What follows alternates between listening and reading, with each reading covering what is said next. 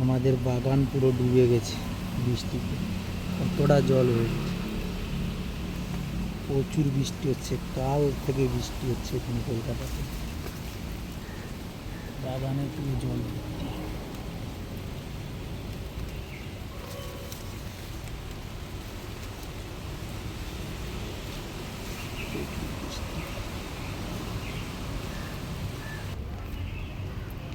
বাগানে প্রচুর জল জমে গেছে, ফুলের গাছগুলো উল্টে গেছে। আমাদের পদ্ম ফুলেও জল জমে গেছে, পুরো বেশি হয়ে গেছে, একটু হারিয়ে এসছে একটা।